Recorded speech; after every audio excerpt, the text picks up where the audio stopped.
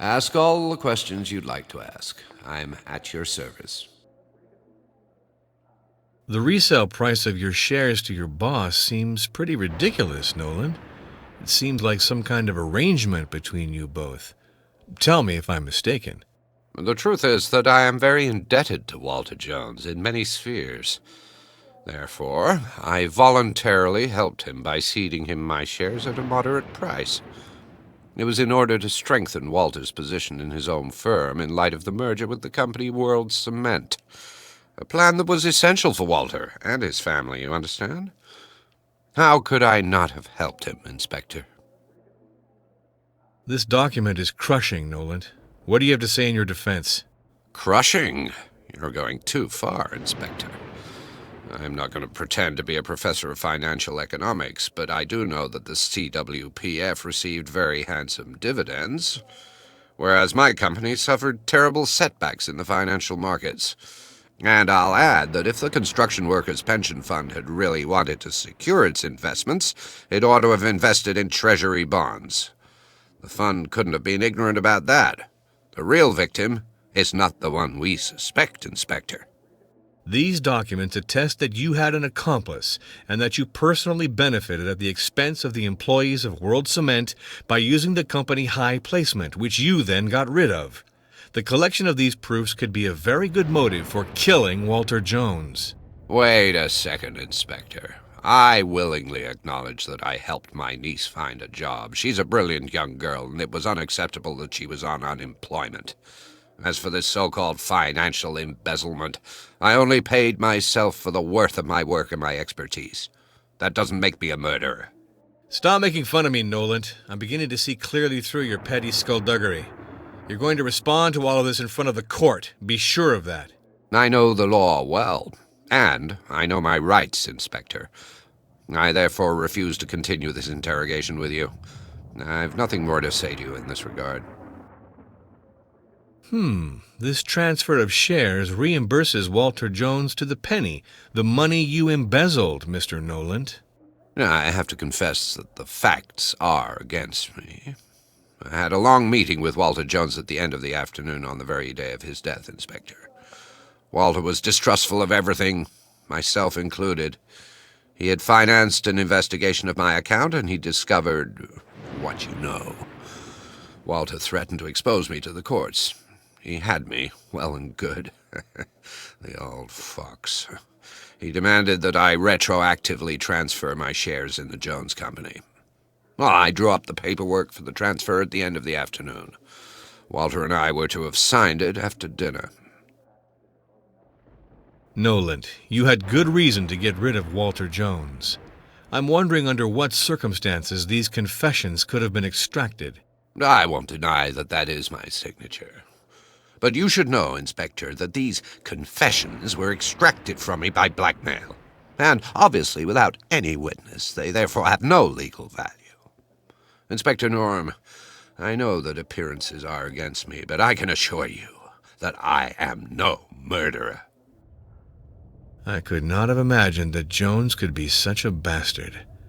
And between us, I have the impression that you are not much better than him. I thank you for the compliment, Inspector Norm. You can think whatever you want of me. My conscience is clear.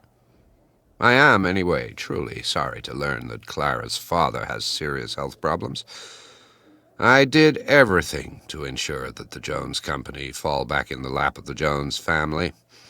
After all, the Jones grandchildren are not so blameworthy as to lose everything. Walter Jones was not fond of Clara. Walter Jones certainly asked me to find out about the chances of buying back Clara's father's consulting firm. I was supposed to advise Walter on the optimal moment to buy back the firm, at the best price, obviously. I think that Walter Jones was unfair to Christina. I find her rather pleasant. Do you think like him that she's a gold digger without any scruples? After all, she could also have been interested in the estate.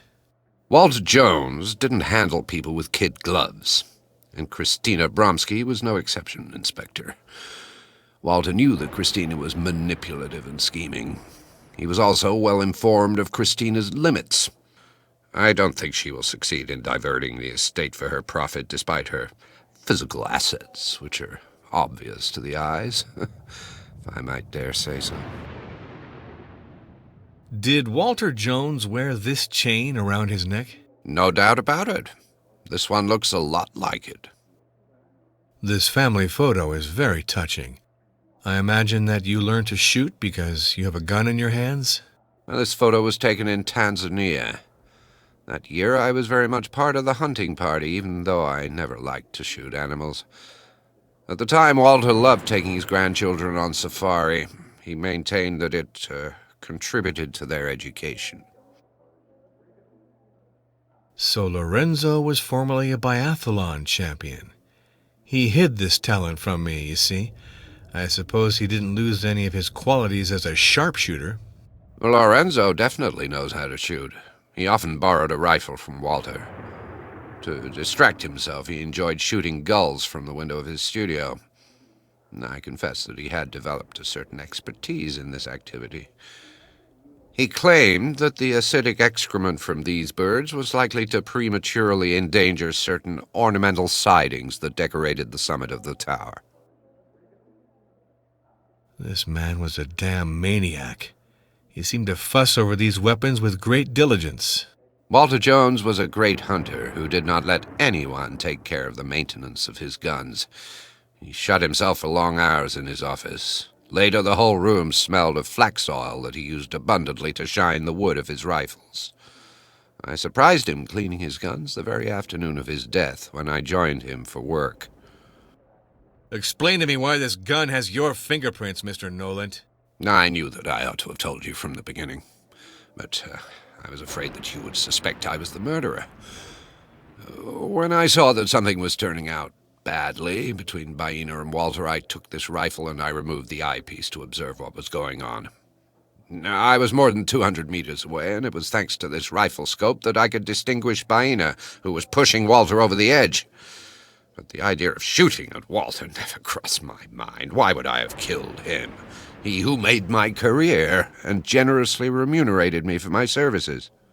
You already lied to me. Now you want me to believe that you did not make use of this gun? How do you want me to believe you again, Noland? Okay, and supposing I believe you used the rifle as binoculars and not as a weapon, who could have taken the rifle after you and shot Walter Jones? I didn't run into anyone when I left my office. I'm the only one left in the tower who has a key card to enter this office. I don't understand how Walter Jones could have been killed by this rifle. Please, believe me. Thank you.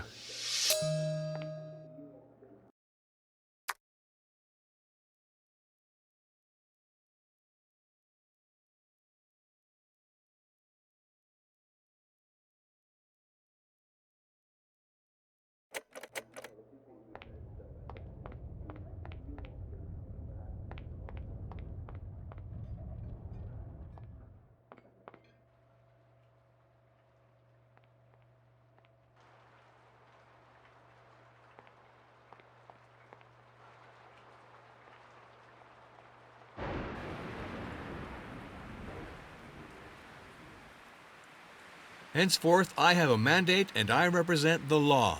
So no more evasive responses.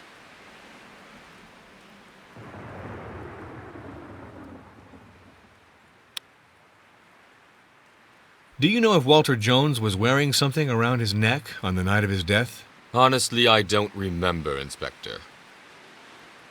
Do you know how to use a rifle? You're informing me that our host was killed by the shot from a rifle, and now you're asking me if I know how to use a weapon. This is all a little too obvious, don't you think, Inspector? And even if all this turned out to be precise, I would avoid boasting around you, wouldn't I, Inspector? Do you know who in this tower knows how to use a gun? I don't have the foggiest idea, Inspector. You know I don't know Mr. Jones's circle very well. Did you see anyone in the library the evening of the murder? I never set foot in this library, Inspector. I therefore cannot help you at all. What? Did Walter Jones wear this chain around his neck? I have no idea. I'm surprised. What do...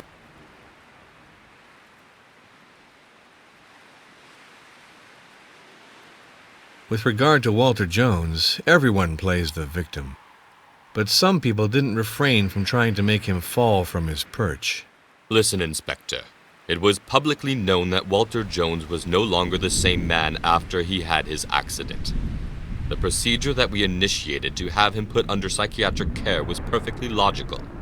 The old man was no longer of sound mind, and he wasn't even able to understand that he ought to pass on responsibility. What did you get in return for rescinding that Walter Jones be put under psychiatric care? I suppose that Hubert de Nolan told you that I was behind this initiative of putting him under psychiatric care. And yes, I acknowledge that without any shame. The shares of the Jones Company had been dramatically down for a while, which was not surprising in any case. Walter Jones had become a paranoid and dangerous old man for the viability of his corporation. He had endangered it by his irrational decisions. I understood that he was going to lose all his wealth. He had to be stopped before he led himself to ruin and took his grandchildren with him. But the old man had it in for us. We should never have signed this document.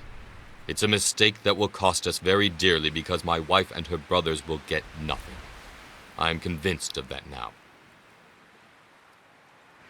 If the heirs had thought of inheriting, it seems they're off to a rather rocky start. What do you think? Old man Jones manipulated us all. I truly regret not having taken the procedure of putting him under psychiatric care to its conclusion. It is now clear that he had lost his mind, and that he was getting ready to disinherit all his grandchildren. The autopsy is categorical. Walter Jones died from a bullet wound in his back, and not as a result of his fall from the Tortoise Belvedere. With all the doubts stemming from the circumstances, Baena has nothing to do with the death. Nevertheless, I would love to have your point of view on this. Killed by bullets? That's really very disturbing, Inspector. I don't know who could have an interest in killing my wife's grandfather. I'm having a hard time believing that one of the heirs of Mr. Jones could be mixed up with this business. Really. He was, after all, their grandfather. The guilty party is without doubt a native of the island. These people are still roughnecks.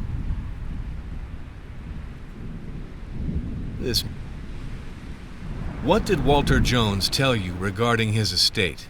I'm scarcely under any illusions, Inspector. I don't think that my wife will inherit from her grandfather. Mr. Jones was a greedy and ungrateful character. It's a sad truth.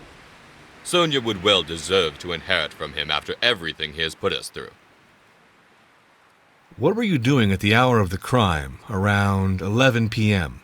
I spent the evening with everyone else at the restaurant between 9:45 p.m. and 11:30 p.m., Inspector.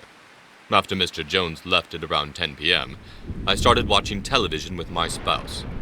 The programs were not very interesting, and when my brother-in-law Billy suggested a hand of poker, I was more than willing. Sonia and Clara didn't want to play, so we started a game with just the three of us, Billy, Christina, and me. We talked about Walter Jones's effort that morning at seducing us. Very artful, but no one was taken in by the old man. Jones was a wily fox, and I have the impression that he dragged us into a trap from which we won't get out undamaged. My wife, who had left for a short while, rejoined us. I remember that she was very irritated to find us talking about the issue of the inheritance of her grandfather's estate. I was tired, and the mood had become strained, so I vanished into my room. Sonia came and joined me a little later. Sorry, but I understand nothing about architecture. I would like to have some things in this sketchbook explained. I am a man of letters, Inspector. I'm not very practical-minded, and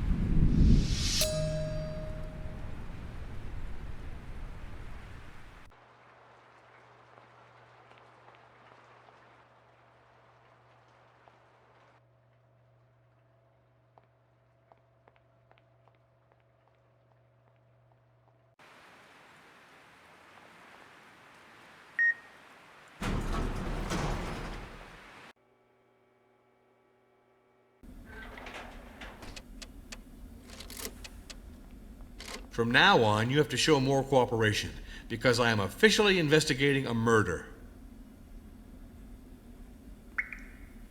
This... What?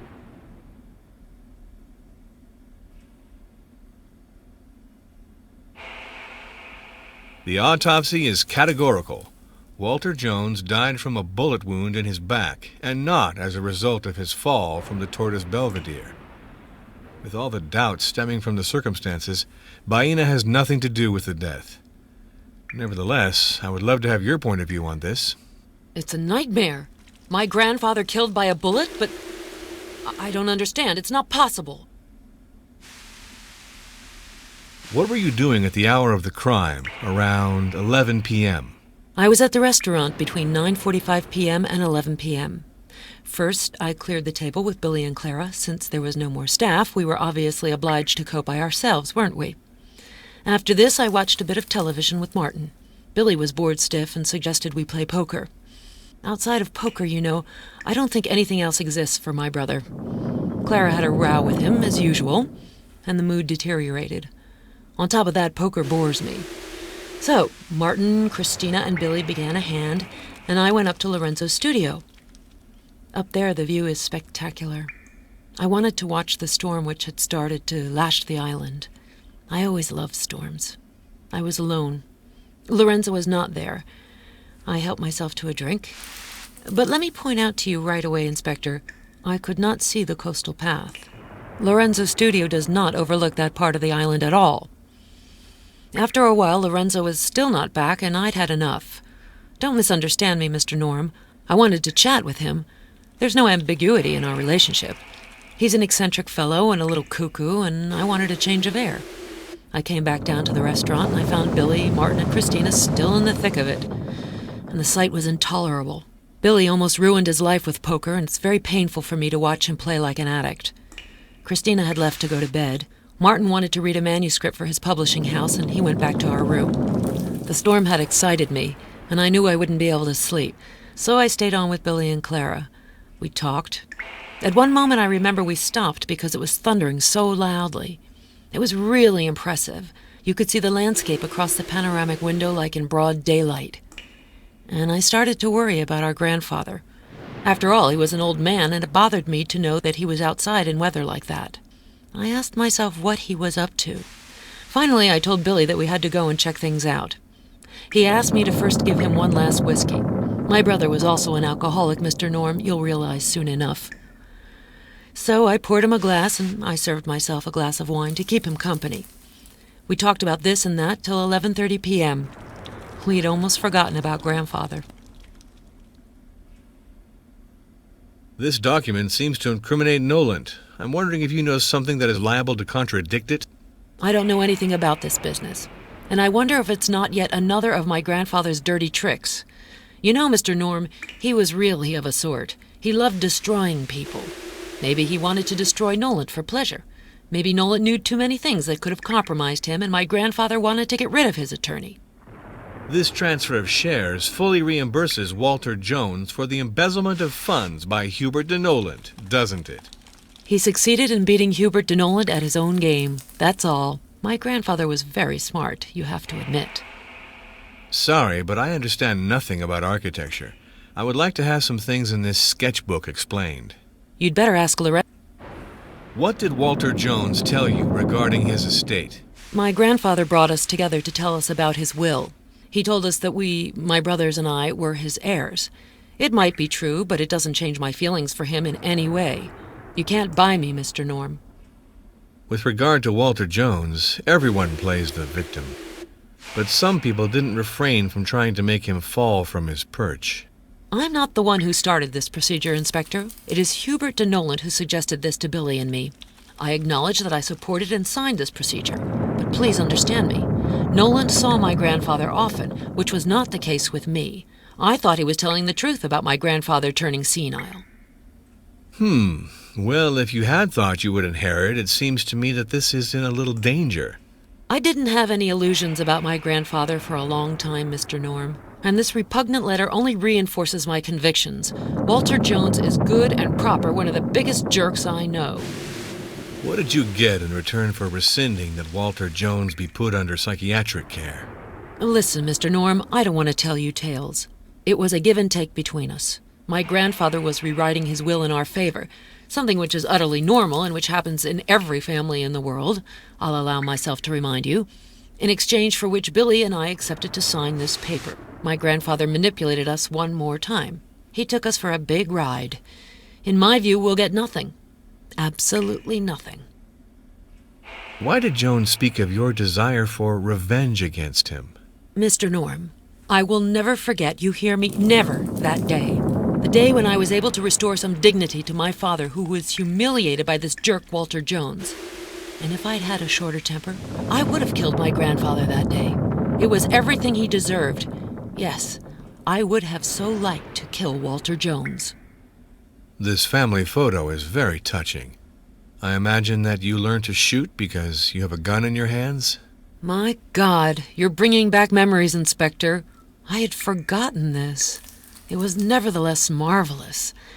My grandfather took us to a hunting reserve in Tanzania. There, Walter Jones was like a child. Yes, it's one of the best memories I will keep of him.